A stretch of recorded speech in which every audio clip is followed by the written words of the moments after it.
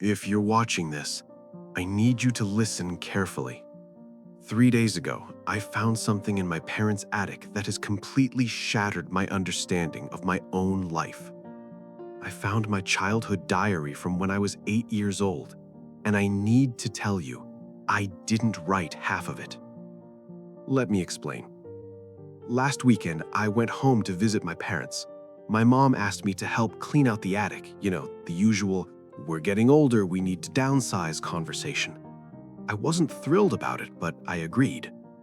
The attic was exactly how I remembered it.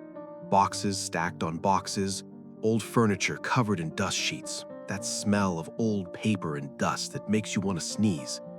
We'd been up there maybe 2 hours, sorting through Christmas decorations and my dad's old record collection, when I found it. A shoebox. Nothing special about it, just a plain brown shoebox with my name written on it in my mom's handwriting. Danny, age 8 to 9. I opened it. Inside were the typical things you'd expect from a kid's memory box. Some toy cars, a few Pokemon cards, school photos, report cards, and at the bottom, a diary. One of those cheap ones with a fake lock that doesn't actually lock anything. The cover was blue with dinosaurs on it. I remembered it immediately. "Oh my God," I said to my mom. "I completely forgot about this." She smiled. "You wrote in that thing every single day for almost a year. You were so serious about it, wouldn't let anyone read it." I sat down on an old trunk and opened it. The first entry was dated March 3rd, 2009. I would have been 8 years old, 2nd grade. The first few pages were exactly what you'd expect from an 8-year-old's diary. Messy handwriting, lots of misspellings, simple observations about my day. March 3rd, 2009. Today was good. We had pizza for lunch. I got to play with Jake at recess. Mom says we might get a dog. I hope we get a golden retriever. I smiled reading it. I remembered Jake. We'd been best friends in elementary school, and I remembered begging my parents for a dog. We never got one. March 5th, 2009. I lost my tooth today. The tooth fairy gave me $5. I'm going to save it to buy a new video game. March 10th, 2009. Dad took me to the park. We fed the ducks. There was a weird man watching us, but Dad said not to stare. That one made me pause. I didn't remember that. But it was my handwriting, my 8-year-old handwriting with the backwards S I always used to do. I kept reading. The entries continued like this for about 30 pages. Normal kid stuff. School, friends, family, cartoons I watched. All in my handwriting, all things I either remembered or could believe happened. And then, page 31. The entry was dated April 15th, 2009. The handwriting was different. Not completely different. It was similar enough that at first I almost didn't notice. But it was neater, more controlled. The letters were formed more carefully. And the content. April 15th, 2009. I met my new friend today. His name is Thomas.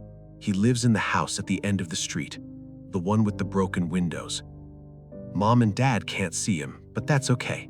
Thomas says lots of grown-ups can't see him. He's my secret friend. Thomas showed me a game we can play. He says it's called Remember, Forget. I'm good at it. Thomas says I'm the best he's ever seen. I stared at the page. I had no memory of this. None. I didn't remember having an imaginary friend named Thomas. I didn't remember a house with broken windows. And what the hell was Remember, Forget? "Mom," I called down from the attic, "did I have an imaginary friend when I was a kid named Thomas?" There was a pause. "Not that I remember, sweetie. Why?" "Just something in my diary." I turned the page. April 17th, 2009. Thomas came to my room last night. He stood next to my bed and watched me sleep. I wasn't scared. Thomas says he watches over me. He says he needs to make sure I'm practicing Remember, Forget correctly. Today we played the game again. Thomas showed me a memory that wasn't mine. It was a little girl in a red dress. She was crying. Thomas made me remember it like it was real. Then he made me forget it. It was easy.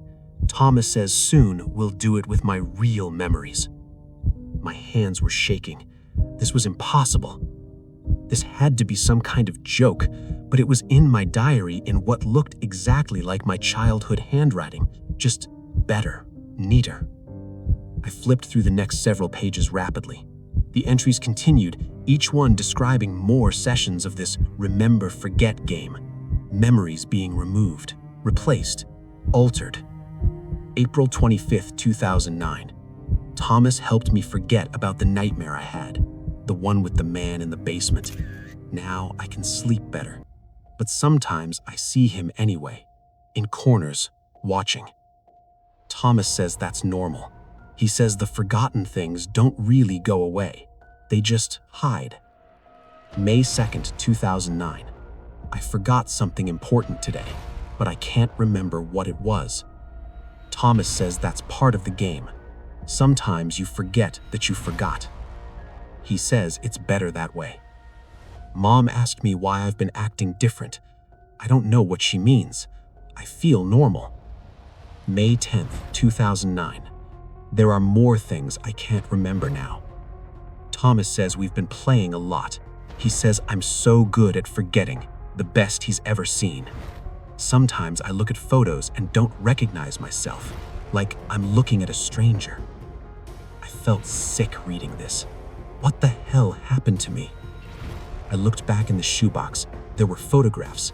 I pulled them out. School photos from 2nd grade.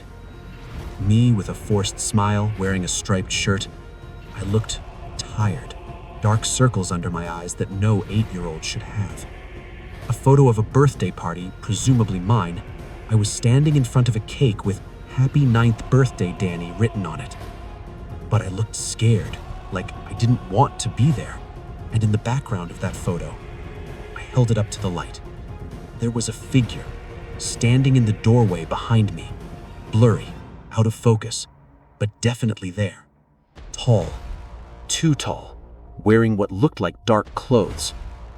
"Mom," I called down from the attic again. "Can you come up here?" I heard her footsteps on the attic stairs. "What is it, honey?" I showed her the photo. "Who's this in the background?" She put on her reading glasses and squinted at it. Her face changed. I don't know. I don't remember anyone being there. "What do you remember about my 9th birthday?" She thought for a moment. Actually, that's strange.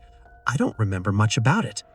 I remember we had a party, but she trailed off, looking confused. "I can't remember who came or what presents you got. That's odd. I usually remember those things." I went back to the diary. The entries were getting stranger. May 20th, 2009. Thomas says we're almost done. Just a few more memories to adjust. He says after this, everything will be better. I'll be happier. I won't remember the bad things. I asked him what bad things. He says that's the point. I've already forgotten them.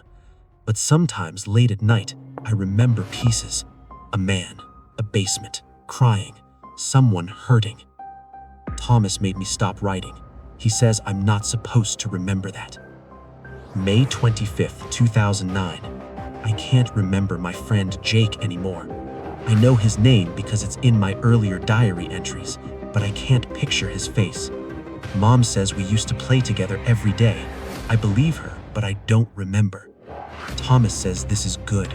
Thomas says Jake knew too much, saw too much. What did Jake see? June 1st, 2009.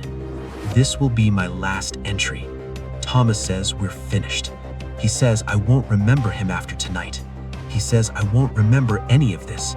He says he's helped me, and now I can have a normal childhood without all the bad memories.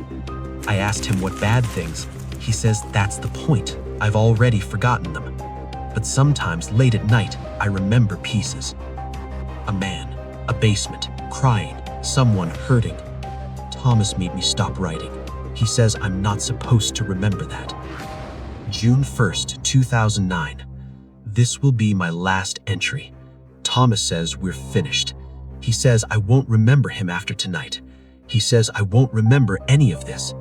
He says he's helped me, and now I can have a normal childhood without all the bad memories. I asked him what bad things. He says that's the point. I've already forgotten them. But sometimes late at night, I remember pieces. A man, a basement, crying, someone hurting. Thomas made me stop writing. He says I'm not supposed to remember that. June 1st, 2009. This will be my last entry. Thomas says we're finished. He says I won't remember him after tonight. He says I won't remember any of this. He says he's helped me, and now I can have a normal childhood without all the bad memories. I asked him what bad things. He says that's the point. I've already forgotten them. But sometimes late at night, I remember pieces. A man, a basement, crying, someone hurting.